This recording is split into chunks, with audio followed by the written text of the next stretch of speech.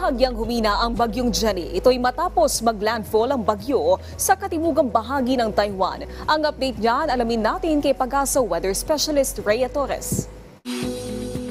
Magandang araw po sa ating lahat. Ito po yung update natin sa binabantayan na si Bagyong Jenny.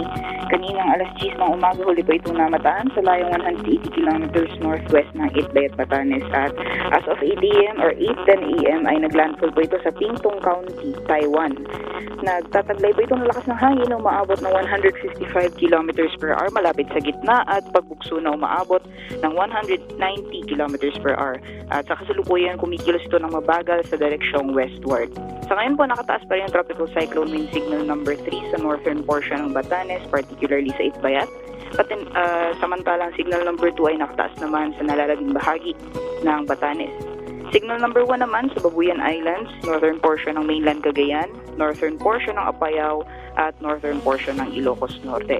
Inaasahan po natin magpapatuloy pa rin yung epekto ng malalakas na hangin na dulot ng itong si Bagyong Jenny sa mga nasambit na lugar. Samantala ngayong araw, inaasahan din po natin yung malalakas na mga pag-ulan dulot ng rain bands nitong si Bagyong Jenny sa lalawigan ng Batanes. Kaya pinag-iingat po yung ating mga kababayan sa nasabing lugar. Samantalang sa ngayong araw, magpapatuloy pa rin po yung maulap na kalangitan as well as may mga kalat-kalat mga pag-ulan, pagkidlat at pagkulog sa malaking bahagi ng Luzon area kasama po dyan ng Metro Manila. Meanwhile, for Bicol Region, Visayas as well as Mindanao area, inaasahan po natin ng maaliwalas na panahon, may mga tsansa lamang po ng isolated rain showers or thunderstorms.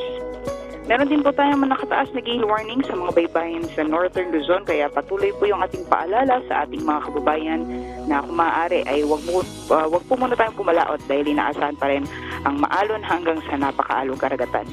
At posible pong lumabas na ating Philippine Area of Responsibility itong si Bagyong Jenny, possible ngayong hapon or mamayang gabi.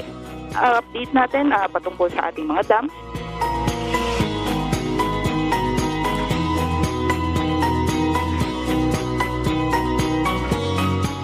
Yan po muna ang latest mula dito sa Pag-asa Weather Forecasting Center. Rhea Torres po, magandang araw.